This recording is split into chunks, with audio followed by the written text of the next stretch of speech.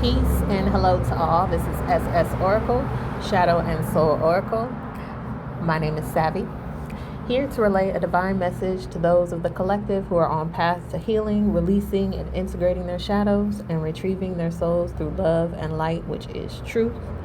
Ashe to the spirit team, to source, to the most high God, spirit to y'all, Ashe. All right. This is about seeing yourself from the high end. Kali is back, y'all. Like, it's been a couple days. It's been a couple days and she's still here. She's still here. We have to see ourselves from the high end. Okay?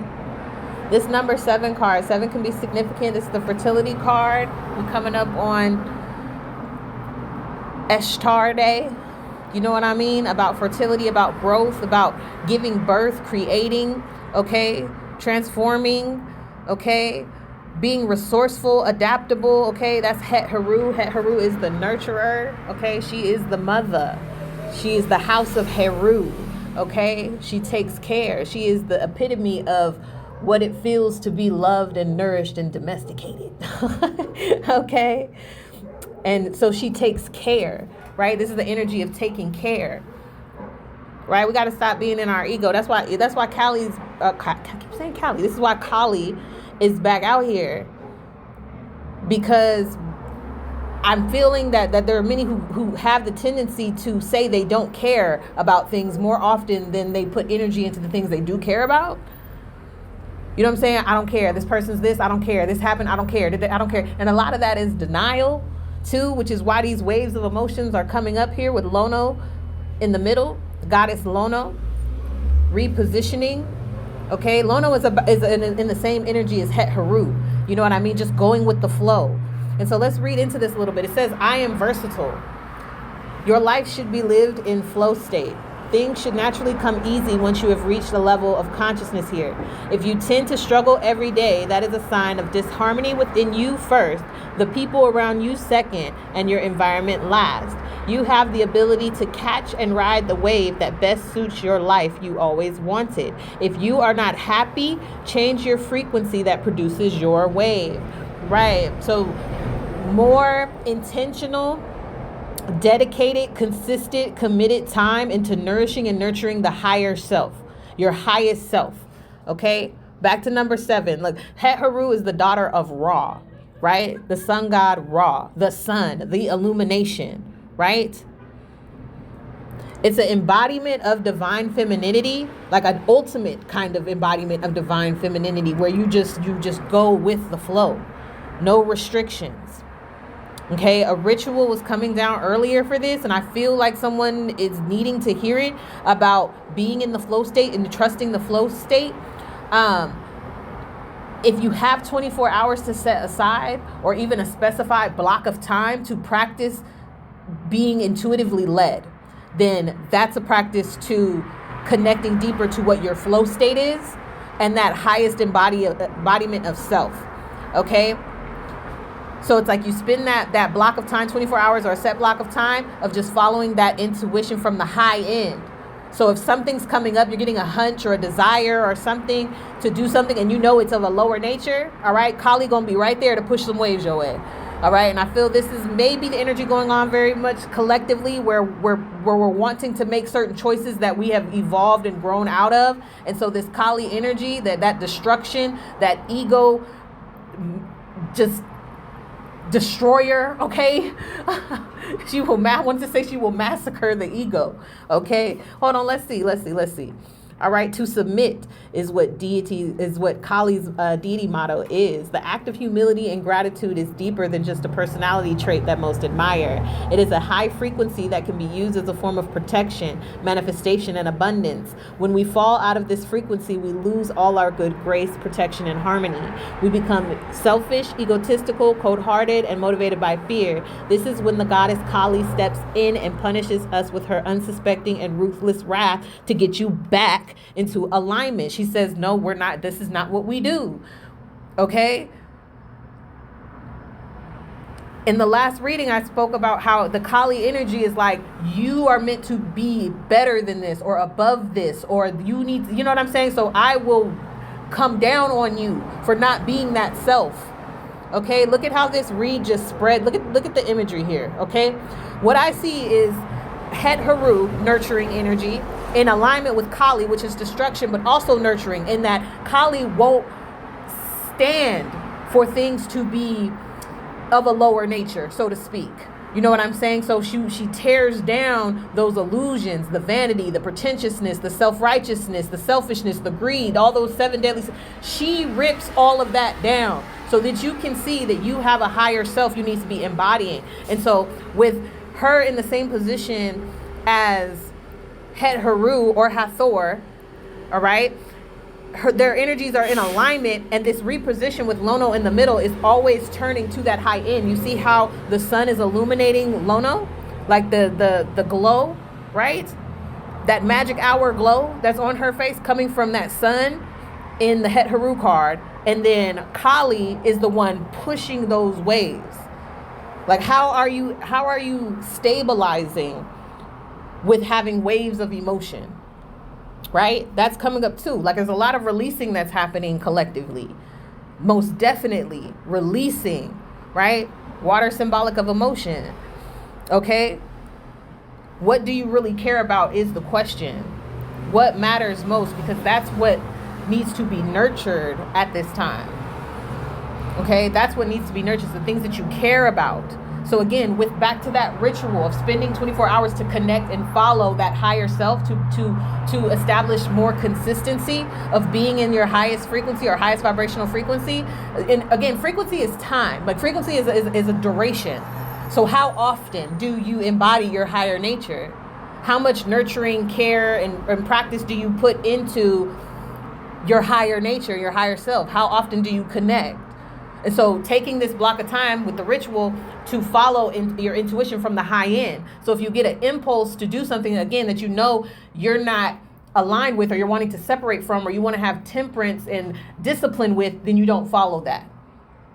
But I must say, on the occult end, this is not for everyone, okay? On the occult end, we'll get impulses to do things and follow them, but having an awareness of our highest consciousness or embodying our highest consciousness, we are deterred to follow that instead. Like an example coming to mind is like, say you're attempting to change your diet and you don't want to eat fast food. You're trying to give up fast food. You know what I mean? Some say go to McDonald's. And you're like, but I'm not trying to do that. That's higher self, right? It's that battle of the angel and the devil, you know, imagery, symbolism on the shoulders where it's like, you want to do this? You want to do this, right? So it's like, but I'm not trying to eat there. I'm trying to, you know, get on my healthy tip, you know, my vegan tip. I'm trying to do this, you know, vegetarian thing, whatever, right? But it's just pulling at you. And so you're like, you know what? Let me just go. But knowing that you've set the intention to embody your higher self, you may get another intuitive hunch or impulse to go do something else while you're en route. Okay? So it's like you get the impulse, go to McDonald's. I'm not trying to eat there. Go to McDonald's, go to McDonald's, go to McDonald's. You keep doing it. You're just like, man, I'm just going to give it. But you know that you've set the intention to embody your higher self. You're in the car. You're on your way there. You get to 2 stoplights and all of a sudden you're like, Spirit is like, I want to do this instead. Or higher self is like, let's do this instead. And it becomes a better option for you to follow that. And so you follow that. Okay, but this will build the consistency of connecting with your highest self and embodying that higher self more frequently, because you know the actions that you want to take are in alignment with a self that you are learning to cultivate and give birth to, right? Back to the fertility card, right? Fertility is giving birth, and it's not just, you know, having an actual, bringing a child into the world. It's birthing ideas and, you know, birthing relationships, connection. It could be all types of things that a person can be fertile in regards to, you know what I'm saying? Having an abundance of things, joy, you know what I'm saying? Peace, and, you know, just being a source, so to speak, of a higher vibrational way of being and living and doing, okay? And that could be different, those can be different things within that, right? But those are the things that we care about. Those are things that we want to nourish and pour into, okay? That increasing the frequency of pouring into what embodies our higher self, or what reflects our highest self. Like I keep saying that, okay? Okay, but we really have to care. Like again, like I said at the beginning, like there's so much emotion behind saying I don't care. And that's why Kali is here again, because you do care. When you were hurt, you cared. When you were disappointed, you cared about not being, you know what I'm saying? So being disappointed or being angry, that means you care. Feeling a negative emotion about something, or you know what I'm saying, so-called negative emotion, all right? But feeling those undesirable, unfavorable emotions are caring. So a lot of us are in denial here, blocked in the heart chakra about how we really feel within ourselves. So it's difficult to keep consistency and embodying a higher self that is compassionate and full of love. And part of being in love and embodying love and abundance is accepting your full spectrum of emotions. Okay? And so the more you reject your emotions and you're in denial about how you feel and you won't admit how you feel and that you really cared about these things, because disappointment, again, is a great example of you cared about something. Now identify what it is that you cared about and pour into that, whether within yourself or with others in your life. Okay? Put energy into what you do care about and be honest about it, rather than rejecting what you don't care about and constantly talking about what you don't care about, who you don't care about, and I don't care this and I don't care that. Like, is that really true? Because if you didn't care, I don't think it will be on your mind. Somebody needs this read. You wouldn't think about it. You wouldn't want to talk about it. You wouldn't even want to say that you don't care if you didn't really care.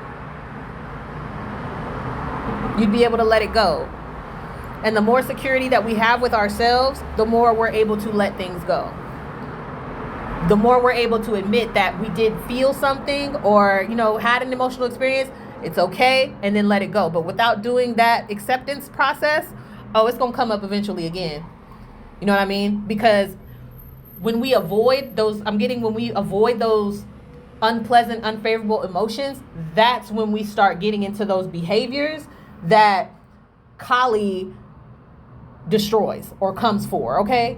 Like, when we're not being honest about caring, we become, what's the word? We become inconsiderate, okay? When we start saying that we don't care, we start becoming inconsiderate.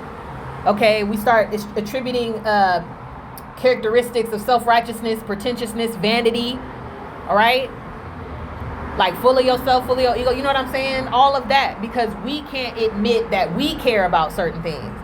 You see what I'm saying? Like, it's a very interesting kind of reflection to have, right? It's a very interesting reflection to have, that the more you can be integral about what you care about, the easier it is to embody that within yourself and for others. And you won't get ate up by your emotions or turned or ran over with the waves of emotions. Okay? Right? You got to be able to balance, to stand firm in those emotional waters.